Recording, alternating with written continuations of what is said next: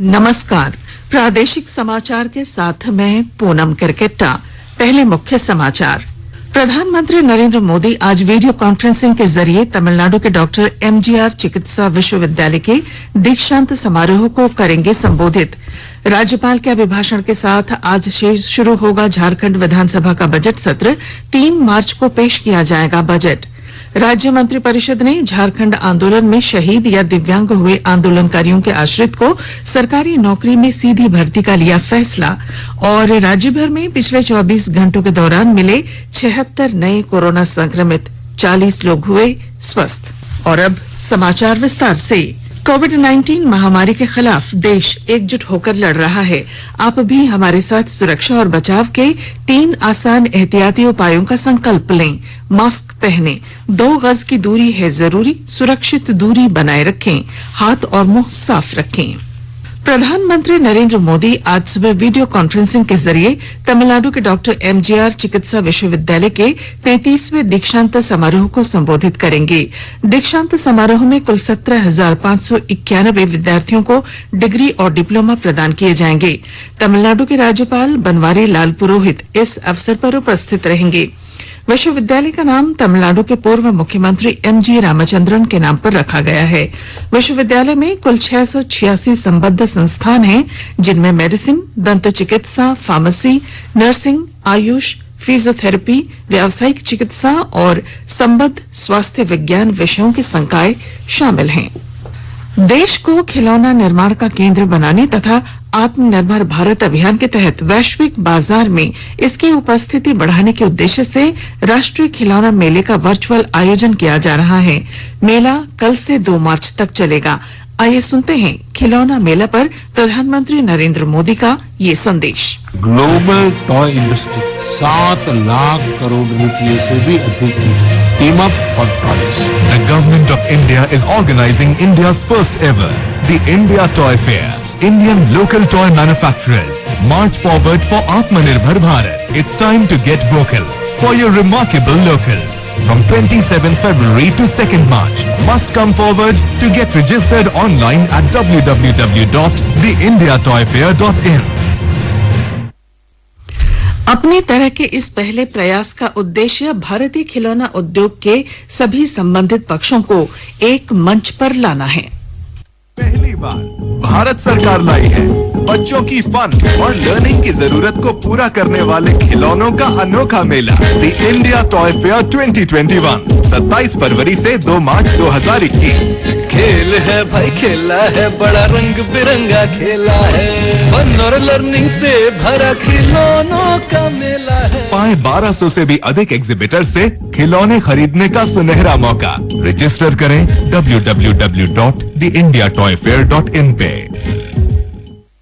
झारखंड विधानसभा का बजट सत्र आज से शुरू हो रहा है। सत्र के पहले दिन राज्यपाल के अभिभाषण के साथ ही अन्य विधायी कार्य निपटाए जाएंगे। झारखंड विधानसभा का 5वां बजट सत्र राज्यपाल द्रौपदी मुर्मू के अभिभाषण के साथ शुरू हो जाएगा। सत्र के पहले दिन राज्यपाल के अभिभाषण के साथ अध्यादेशों की प्रति भी सभा के पटल पर रखी जाएगी। इसके साथ ही मरने वाले लोगों को श्रद्धांजलि भी दी जाएगी। 16 कार्य दिवसों और 10 दिनों के अवकाश के साथ यह बजट सत्र 23 मार्च तक चलेगा। वहीं राज्य सरकार की ओर से विधानसभा में आगामी 3 मार्च को वित्तीय वर्ष 2021-22 का वार्षिक बजट भी प्रस्तुत किया जाएगा। इससे पूर्व 1 मार्च को चालू वित्तीय वर्ष का अनुपूरक बजट उपस्थापित किया जाएगा। शिल्पी, आकाशवाणी समाचार, रांची। झारखंड अलग राज्य निर्माण के लिए आंदोलन करने वाले शहीद आंदोलनकारियों के आश्रितों को अब सरकारी नौकरियों में सीधी भर्ती दी जाएगी। साथ ही पुलिस की गोली से घायल 40% तक दिव्यांग आंदोलनकारियों के परिवार के एक सदस्य को भी इसका लाभ दिया जाएगा। राजधानी रांची में कल हुई राज्य मंत्रिपरिषद की बैठक में ये निर्णय लिया गया। सीधी भर्ती के लिए रिटायर्ड भारतीय प्रशासनिक सेवा के अधिकारी की अध्यक्षता में एक आयोग का गठन भी किया जाएगा। आयोग प्राप्त आवेदनों के आधार पर दस्तावेजों की जांच कर आंदोलनकारियों और उनके आश्रितों को चिन्हित करेगा। राज्य सरकार शहीद परिवार के एक सदस्य को 7,000 रुपए तक की मासिक पेंशन भी देगी। इसके अलावा पुलिस की गोली से 40% तक दिव्यांग हुए शहीद के आश्रितों को भी पेंशन का लाभ मिलेगा। राज्य सरकार ने यह फैसला लिया है कि लाभुकों को सरकारी नौकरियों में 5% तक का क्षैतिज आरक्षण भी दिया जाएगा। इसके तहत सरकार द्वारा विभिन्न सरकारी नौकरियों में लाभुकों के लिए पात्रता के आधार पर वर्गवार सीटें भी आरक्षित की जाएंगी। राज्य मंत्रिपरिषद की बैठक में मनरेगा के लिए न्यूनतम मजदूरी की दर 194 रुपए से बढ़ाकर 225 रुपए करने का भी फैसला किया गया। कल हुई बैठक में मंत्रिपरिषद ने कुल 28 प्रस्तावों पर मुहर लगाई, जिसमें झारखंड में सार्वजनिक स्थलों पर सिगरेट, गुटखा तथा किसी भी तंबाकू पदार्थ का सेवन करने पर 1000 रुपए तक का जुर्माना लगाने को स्वीकृति दी गई। पूर्व में महज 200 रुपए की सजा का ही प्रावधान था। इसके लिए सिगरेट तथा तंबाकू उत्पाद संशोधन अधिनियम 2021 की स्वीकृति दी गई है। इससे संबंधित बिल अब बजट सत्र में पेश किया जाएगा। इसके बाद अब कोई हुक्का बार का संचालन करता पकड़ा जाता है तो उसे 1 लाख रुपए का जुर्माना देना होगा।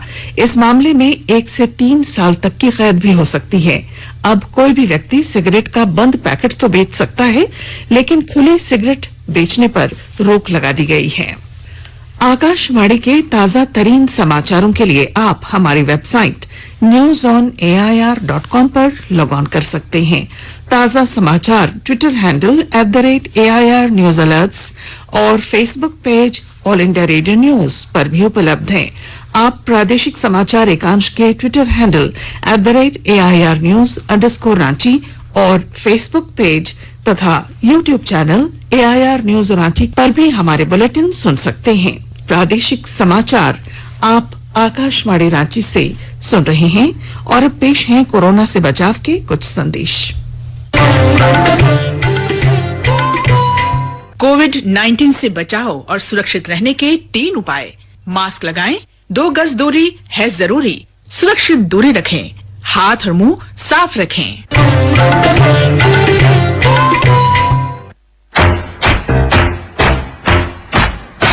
चलो मिलकर एक शुरुआत करें, चलो एक फैसला आज करें, मास्क नहीं तो टोकेंगे, कोरोना को रोकेंगे, चलो एक वादा करते हैं, चलो कुछ वादा करते हैं, मास्क नहीं तो टोकेंगे, कोरोना को रोकेंगे। भारत सरकार द्वारा जनहित में जारी। प्रादेशिक समाचार में आपका फिर स्वागत है। राज्य भर में पिछले 24 घंटों के दौरान 76 नए कोरोना संक्रमित मिले हैं। इसी के साथ राज्य में अब तक मिले कुल संक्रमितों की संख्या बढ़कर 1,19,795 पहुंच गई है।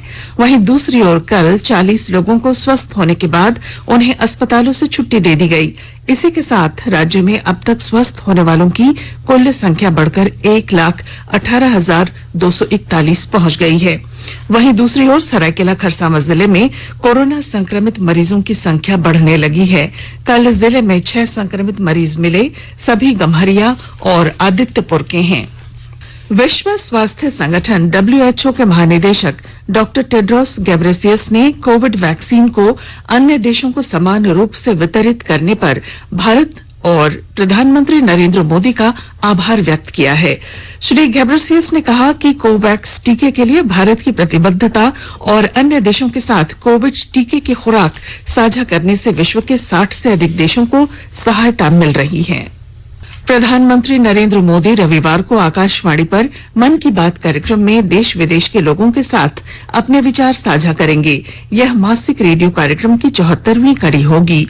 एक ट्वीट में श्री मोदी ने लोगों से इस कार्यक्रम में अपनी प्रेरणादायक घटनाओं को साझा करने का आग्रह किया है। लोग अपने विचार नमो ऐप या MyGov ओपन फोरम पर साझा कर सकते हैं।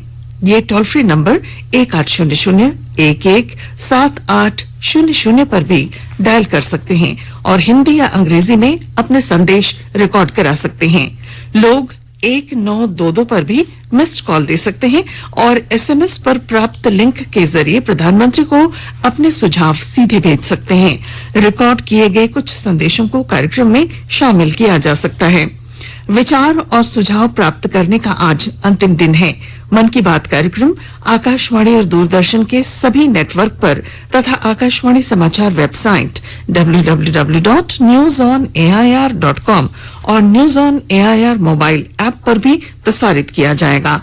इस कार्यक्रम का आकाशवाणी, दूरदर्शन समाचार, प्रधानमंत्री कार्यालय और सूचना तथा प्रसारण मंत्रालय के YouTube चैनलों पर भी सीधा प्रसारण किया जाएगा। टाटा नगर स्टेशन पर अत्याधुनिक सुविधाएं उपलब्ध कराने के लिए रेलवे की ओर से विशेष तैयारी की जा रही है। विस्तृत ब्यौरा दे रहे हैं हमारे संवाददाता। दक्षिण पूर्व रेलवे के DRM विजय कुमार साहू ने कहा है कि हैदराबाद, विजयवाड़ा और नई दिल्ली की तरह टाटा नगर स्टेशन भी हाईटेक और अत्याधुनिक बनाया जाएगा। इसके लिए रेलवे भूमि विकास प्राधिकरण RLDA प्रस्ताव तैयार कर रहा है। RLDA के साथ 3 बार मीटिंग हो चुकी है, जिसमें उन्होंने प्रारूप बनाकर देने को कहा है। इसके बाद इस प्रस्ताव पर चक्रधरपुर डिवीजन आगे बढ़ेगा। उन्होंने कहा कि रेलवे की खाली जमीन पर सोलर पैनल लगाए जाएंगे। इससे पैदा होने वाली बिजली रेलवे अपने इस्तेमाल में लगाएगा। इसकी प्रक्रिया शुरू हो गई है। मंत्रालय कंपनियों के साथ MOU कर रहा है। रेलवे की खाली पड़ी जमीन पर कई योजनाएं स्थापित करने की तैयारी है ताकि अतिक्रमण को रोक लगा सके। राजेश कुमार लालदास, आकाशवाणी समाचार, जमशेदपुर। विभिन्न देशों की आर्थिक स्थिति का आकलन करने वाली रेटिंग एजेंसी मूडीज ने वर्ष 2021-22 के लिए भारत के विकास संबंधी अपने पहले पूर्वानुमान में संशोधन करते हुए इसे 10.8% से बढ़ाकर 13.7% कर दिया है। क्रिकेट। भारत ने इंग्लैंड से तीसरा क्रिकेट टेस्ट मैच 10 विकेट से जीत लिया है। इस जीत के साथ ही भारत ने श्रृंखला में 2-1 की बढ़त बना ली है।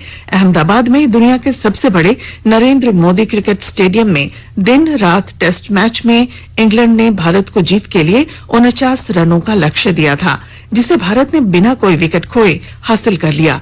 इंग्लैंड ने पहली पारी में 112 और दूसरी पारी में 81 रन बनाए, जबकि भारत ने पहली पारी में 145 रनों का स्कोर खड़ा किया। भारत की ओर से अक्षर पटेल ने इस मैच में 11 विकेट लिए। श्रृंखला का चौथा और अंतिम टेस्ट मैच इस स्टेडियम में 4 मार्च से खेला जाएगा। संक्षिप्त खबरें।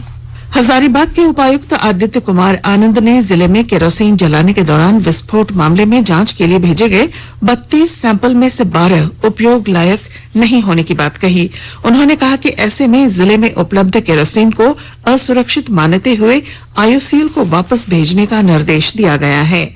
खूंटी पुलिस अधीक्षक आशुतोष शेखर के निर्देश पर पुलिस ने जिला मुख्यालय से 2 किलोमीटर की दूरी पर बड़े पैमाने पर की गई अफीम की खेती को कल नष्ट कर दिया। रामगढ़ के उपायुक्त संदीप सिंह ने कल मां छिन्नमस्तिका सिद्धपीठ रजरप्पा को धार्मिक और पर्यटन क्षेत्र के रूप में विकसित करने के लिए किए जा रहे कार्यों की समीक्षा की।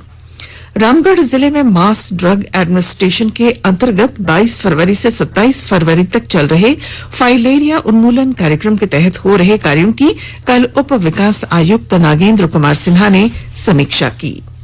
और अब अंत में अखबारों की सुर्खियां। राज्य के लगभग सभी प्रमुख अखबारों ने डिजिटल मीडिया के लिए देश में पहली बार तय किए गए नियम, इस खबर को प्रमुखता से प्रकाशित किया है।